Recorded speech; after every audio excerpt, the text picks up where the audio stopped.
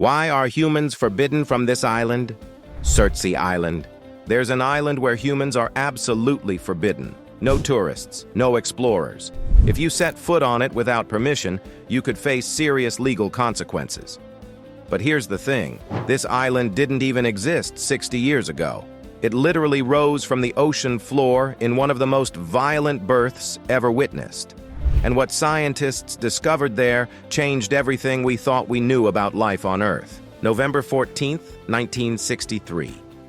Off the southern coast of Iceland, fishermen noticed something terrifying. The ocean was boiling.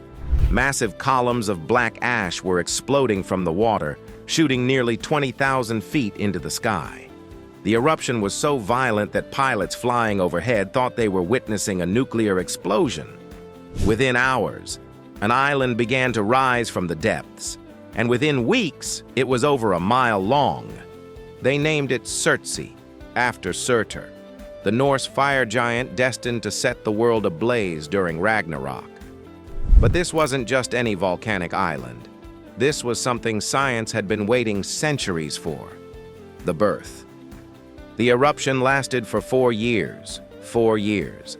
Lava fountains reaching hundreds of feet high. Ash clouds so thick they turned day into night. The island grew and grew, swallowing boats that came too close, creating its own weather systems.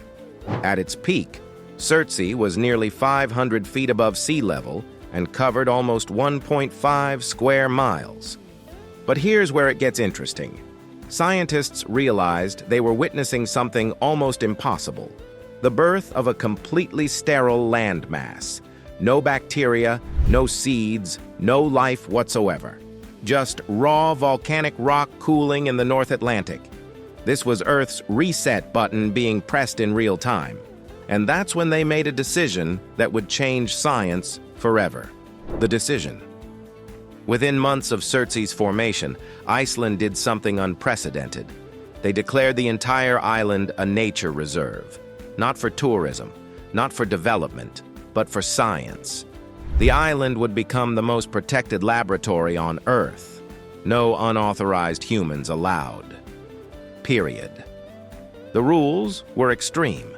Anyone who wanted to visit needed special permission from the Icelandic government.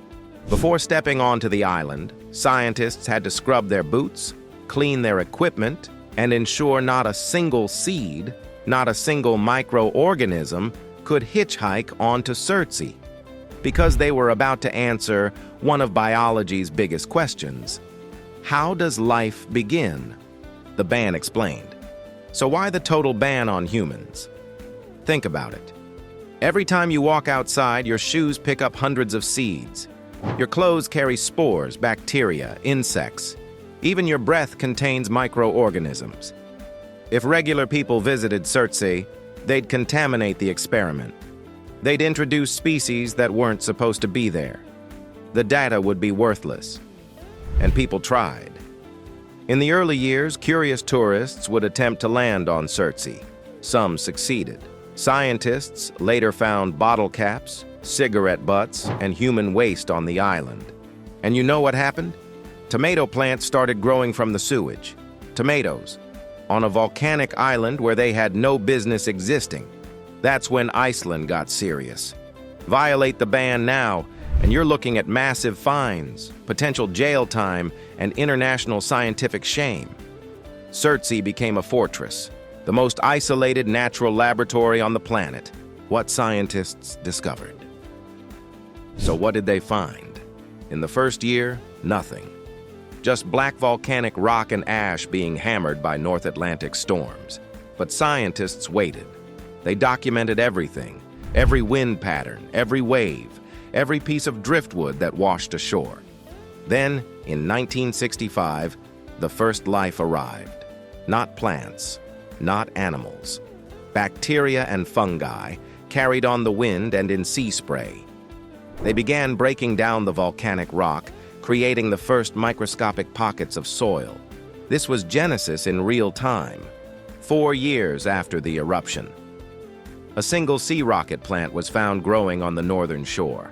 Scientists traced it back to a seed that had floated across 20 miles of ocean. One plant, but it survived, and when it died, it added organic material to the volcanic soil. Then came the birds. The birds change everything. Seabirds discovered Surtsey in the late 1960s. Gulls first, then fulmars, then guillemots. They didn't just visit, they nested. And here's why that matters. Bird droppings. Guano is loaded with nitrogen and phosphorus. It's natural fertilizer. Suddenly, Surtsey had nutrients. By 1970, scientists counted over a dozen plant species. Seeds arrived in bird droppings, stuck to bird feet, carried on feathers. The island was transforming, but it wasn't random. Scientists noticed patterns. Plants that could tolerate salt established themselves on the coast. Hardy grasses spread inland. Everything was happening in stages, exactly like evolutionary theory predicted. But then, something unexpected happened.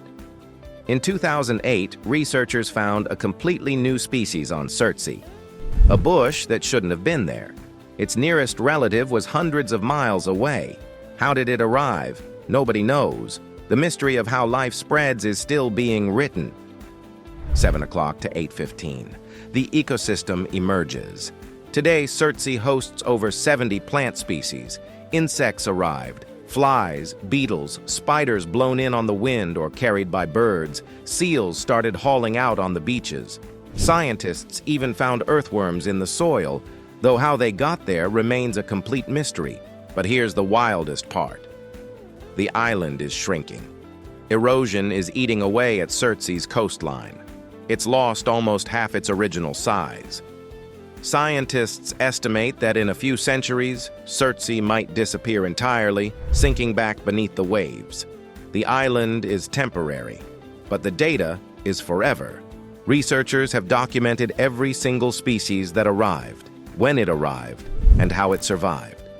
They've created a blueprint for how life colonizes barren land. This data has implications for everything, from understanding how life might begin on other planets, to predicting how ecosystems will recover from disasters. Who gets to go? So who actually gets to visit Surtsey? The list is shockingly short. A handful of approved scientists per year, maybe 2 to 3 research trips annually. Each visit is meticulously planned, every sample cataloged, every footstep recorded. One researcher described landing on Surtsey as stepping onto another world. The silence is absolute. No trees rustling, no human sounds, just wind, waves, and bird calls. The volcanic sand is still warm in some places. You can see the layers of ash from different eruption phases, like geological history stacked in real time. And the rules are strict. Scientists can't eat on the island. Food scraps could introduce non-native species. They can't leave any equipment behind. Even the buildings they use for shelter have to be regularly inspected for invasive organisms. One research team accidentally brought in a single grain of barley. It sprouted. They had to remove it immediately. The larger implications. But Surtsey's story is bigger than one island. It's a window into Earth's past. Scientists believe this is how Iceland itself formed millions of years ago, volcanic eruptions building land from the seafloor. Surtsey is showing us the process in fast forward, and it's changing how we think about life in extreme environments.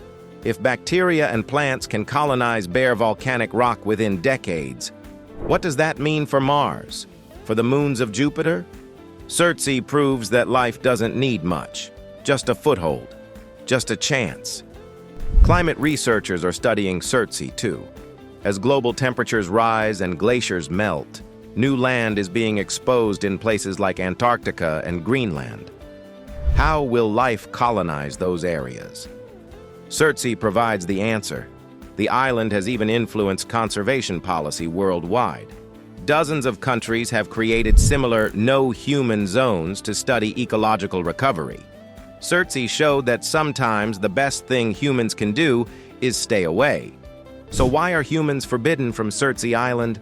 Because we already dominate 99.9% of the planet. This one tiny island, this shrinking speck of volcanic rock in the North Atlantic, is our chance to see what Earth does when we're not interfering. And what it does is beautiful. In just 6 decades, Surtsey transformed from lifeless lava into a functioning ecosystem. Plants took root. Birds made homes.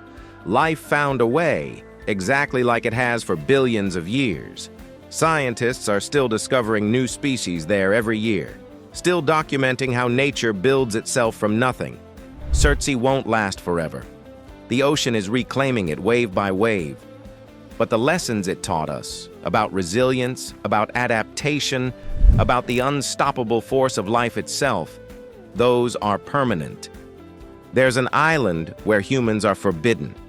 And maybe, just maybe, that's exactly how it should be. Because some places aren't meant for us. Some places are meant to remind us that we're not the center of the story. We're just one chapter in a book that started billions of years ago and will continue long after we're gone. Surtsey is Earth writing its own story, and all we can do is watch.